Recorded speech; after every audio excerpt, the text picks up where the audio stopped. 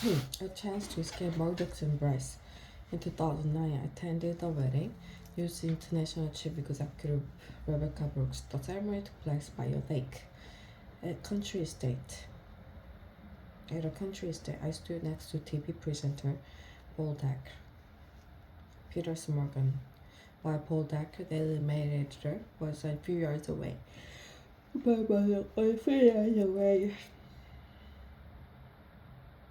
Rupert Murdoch was closer to the action. David Cameron hung back up the slope. Gordon Brown, then Prime Minister, arrived late, with all eyes turning to him as he walked down to the lake. At the reception, I had a brief conversation with Mr. Cameron.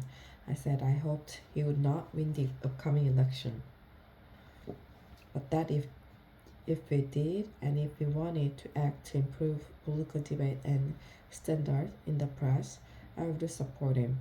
For some time, the journalist in me had known that the relationship between politics and the media was not serving the public. But it was my first-hand experience of this developing culture of views and negativity that convinced me Britain's press and 24-hour news were making it more difficult for elected leader to govern. It's got worse, hasn't it? He said. I replied that he would be a much stronger prime minister were he to take office, not feeling he owed anything to the big media groups. At that point, Mr. Murdoch joined us, and he would change the subject. Perhaps we should not have done so. That we did, however, illustrated something of the dishonesty at the heart of what are essentially political and commercial relationship. It is not easy to do what Ed Miliband, Labour leader, did last week, make himself an enemy of some of the media's most powerful forces. He was right that Labour got too close to News International, but he was also right that, given the media biased against us, he knew why we tried to level the playing field. In my own defense, and as in my diary shows, I argued for some years with Tony Blair that we needed to act on the culture of our media. At one point, he ticked me off, asking that I not make my views so obvious in front of Mr. Murdoch, his son James, and Lexington, then chief executive of News International. Ultimately, Mr. Blair thought the press had become a problem, but that, given all our other priorities, people would not understand our taking them on.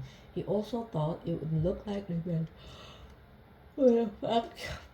They had turned against us, and there were political considerations too. Trying to govern and win election is hard enough without the press being against you.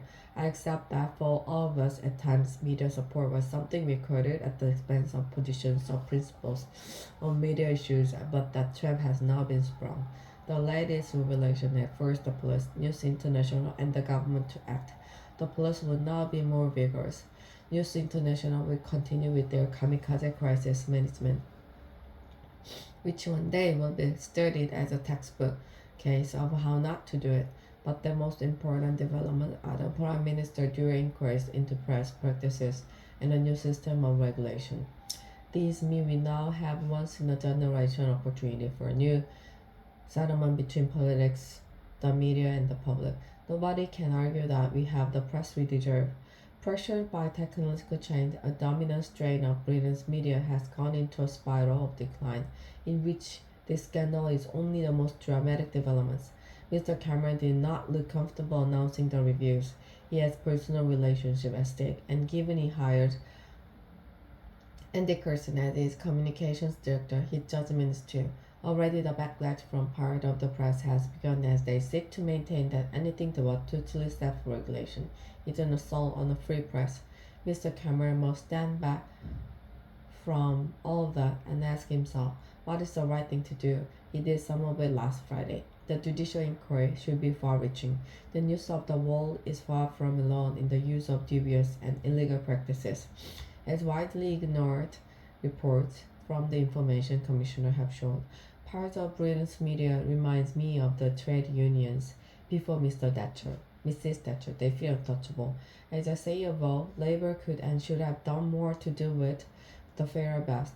But just as the implicit expenses scandal emerged from the failure of Mrs. Thatcher's government to tackle MP salaries, so the system by which she showered honour on editor and owners a practice to which we put an end with the rule that no serving editor could be honored, means she too has something to answer for. Whatever the path, it is Mr. Cameron who must lead the country to a better place. Mr. Miliband has shown himself capable of playing a good and principled part, and so should the public. Ultimately, political debate will only improve if the public want it to. If they channel the anger at recent event into an assessment of what kind of papers they read, whether they really want to live on a diet of celebrity, trivia, negativity, and abuse, to coin a phrase that we're all in this together.